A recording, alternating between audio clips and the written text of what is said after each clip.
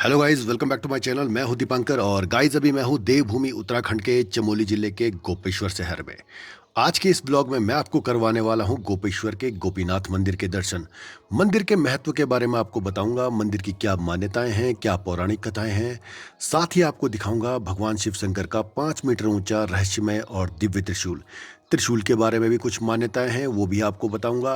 और अंत में आपको ले चलूंगा रतिकुंड, जिसे हम बैतरणी कुंड के भी नाम से जानते हैं। तो गाइज वीडियो बहुत इंटरेस्टिंग होने वाली है, पूरी वीडियो जरूर देखिएगा। चैनल को सब्सक्राइब, वीडियो को लाइक और शेयर करना ना भूलिएगा।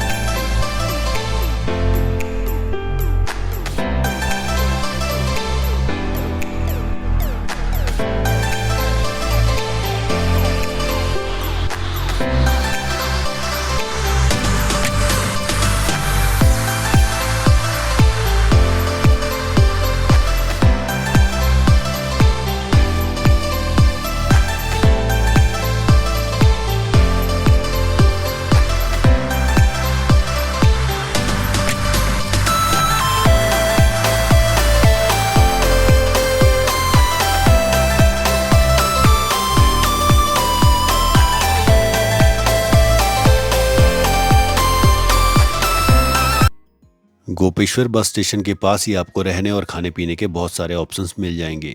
स्टेशन से मंदिर की दूरी लगभग 500 से 600 मीटर के बीच है। स्टेशन के पास ही आपको गाड़ी पार्क करके पैदल मंदिर तक जाना सही रहेगा, क्योंकि यहाँ से रोड काफ़ी नैरो है, जाम लगने की संभावना बनी रहती है और मंदिर के पास कोई पार्किंग भी उपलब्ध नहीं है।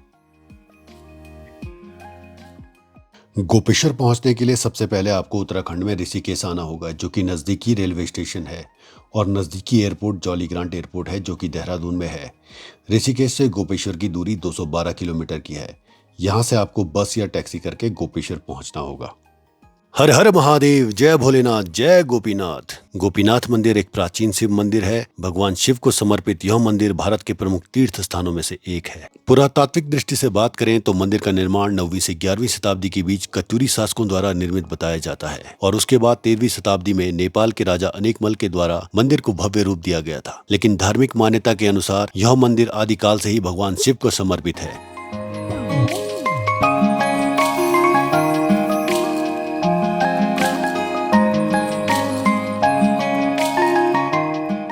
गोपीनाथ मंदिर का निर्माण नागर शैली में किया गया है। वहीं मंदिर निर्माण की कला को हिमाद्री शैली के रूप में जाना जाता है।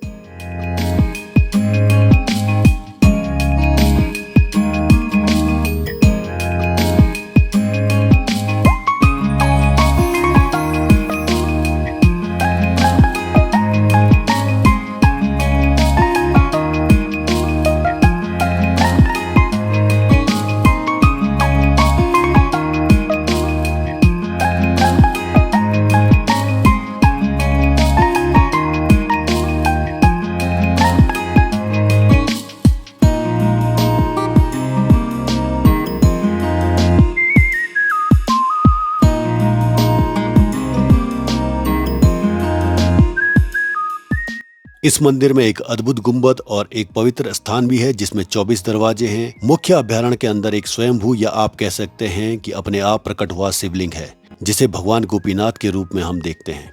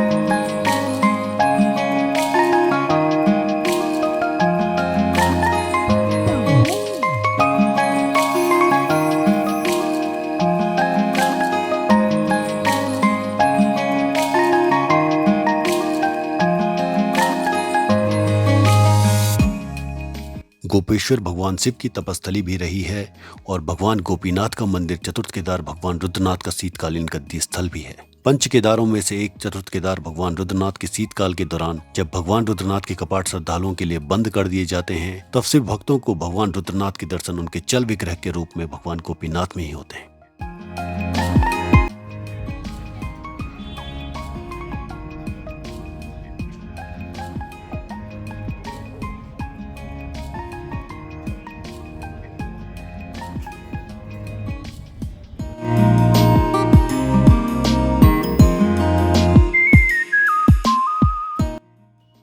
गोपेश्वर की गोपीनाथ मंदिर की गोपीनाथ भगवान से जुड़ी हुई पौराणिक कथा। जैसा कि आप सभी जानते हैं कि भगवान श्री कृष्ण गोपियों के साथ रास लीला किया करते थे। उस रास लीला को देखने के लिए एक बार भगवान शंकर ने निर्णय लिया और गोपी का वेश रूप धारण कर लिया। भगवान कृष्ण को इस बात का पता चल गया और भगवान कृष्ण, जिन्होंने कभी गोपियों का चेहरा नहीं देखा, वे कहते हैं कि मैं आज घूंघट उठाकर गोपियों का चेहरा देखना चाहूंगा। और भगवान शिव को भी ये पता चल जाता है कि कृष्ण भगवान को उनके आने का पता चल गया है, तो वे गोपियों के बीच में जाकर कहीं छिप जाते हैं। और उसके बाद जैसे ही कृष्ण भगवान कहते हैं मैं आज बीच से किसी गोपी का घूंघट उठाकर उसका चेहरा देखना चाहूंगा, और जैसे ही भगवान कृष्ण भगवान शिव के पास आकर उनका घूंघट उठाते हैं, शिव का चेहरा देखते हैं, वे गदगद हो जाते हैं, वे मंत्रमुग्ध हो जाते हैं और कहते हैं कि आप गोपियों के नाथ हैं, आप गोपीनाथ हैं, गोपीनाथ के रूप में आप पूजे जाएंगे। गोपीनाथ की उपाधि भगवान कृष्ण ने भगवान शिव को दी है।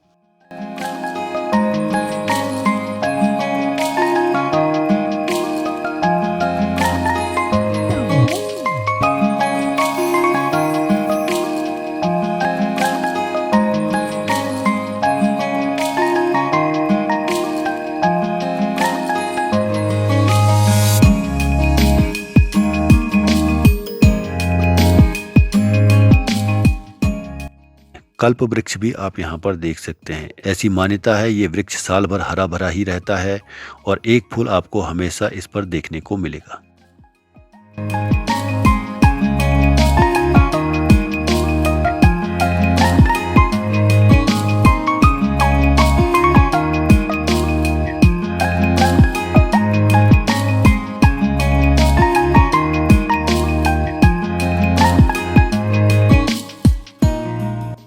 गोपीनाथ मंदिर की राजा सगर से जुड़ी हुई पौराणिक कथा। भगवान श्री राम के वंशजों में से एक राजा सगर का शासन यहाँ पर हुआ करता था। उन्हीं के नाम पर गोपेश्वर से कुछ ही दूरी पर सगर गांव भी है। राजा सगर के समय एक गाय प्रतिदिन इस क्षेत्र में आया करती थी।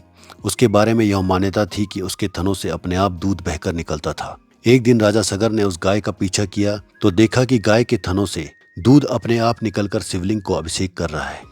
यह देखकर राजा सगर अत्यधिक प्रभावित हुए और उस जगह पर भगवान शिव को समर्पित एक विशाल मंदिर का निर्माण करवाया।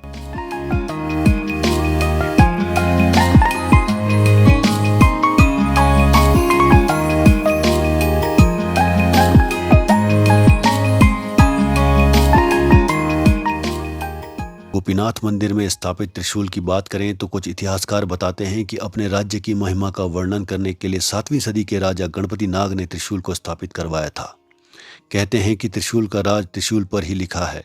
इस त्रिशूल पर ऐसी लिपियां लिखी हैं जिनमें से कुछ को ही पढ़ा जा सका है और कुछ अभी तक अपठनीय है। धार्मिक मान्यता के अनुसार कहा जाता है कि राजा दक्ष के द्वारा भगवान शिव को अपमानित करने पर देवी सती के शरीर त्यागने के बाद शिव जी इस स्थान पर तपस्या में लीन हो गए थे और उसी समय ताड़कासुर नामक राक्षस, जिसने तीनों लोकों में हाहाकार मचा रखा था और जिसे ये वरदान प्राप्त था कि उसका वध केवल भगवान शिव का पुत्र ही कर सकता है, जिसके बाद सभी देवताओं के द्वारा शिव को लंबी साधना से उठाने का दायित्व कामदेव को दिया गया और कामदेव ने अपना दायित्व को भली भांति निभाया भी, लेकिन वे शिव के क्रोध को शांत न कर सके। भगवान शिव ने क्रोधवश कामदेव पर अपना त्रिशूल चला दिया जो इस स्थान पर धरती में आकर धस गया। मान्यता है कि मंदिर के पास जो त्रिशूल है वो भगवान शिव का ही है और इसी स्थान पर भगवान शिव ने कामदेव को भस्म कर दिया था। कहते हैं कि कोई मनुष्य अपने शारीरिक बल से इसे हिला नहीं सकता, लेकिन एक सच्चा शिव भक्त त्रिशूल को अपनी तर्जनी अंगुली से छू ले तो इसमें कंपन हो जाती है और ये हिलने लगता है।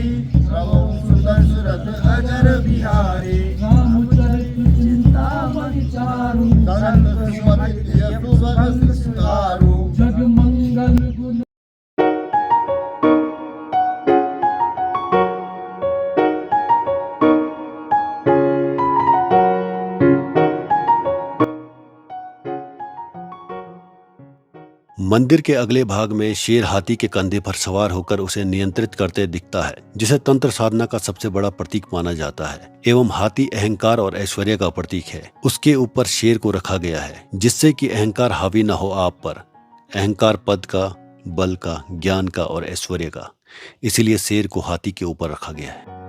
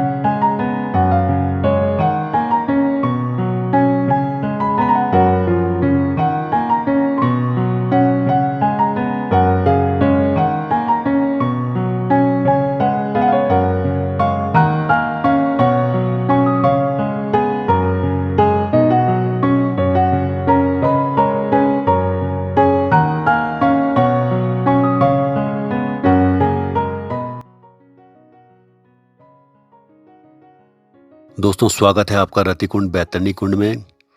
ऐसी मान्यता है कि कामदेव की पत्नी रति ने कामदेव के मोक्ष के लिए इस स्थान पर तपस्या की थी, क्योंकि कामदेव को भस्म कर दिया था भगवान शिव ने। ऐसा कहा जाता है कि इस कुंड में जो मछली आप देख रहे हैं, आज भी इस कुंड में कामदेव की पत्नी रति मछली के रूप में विद्यमान है।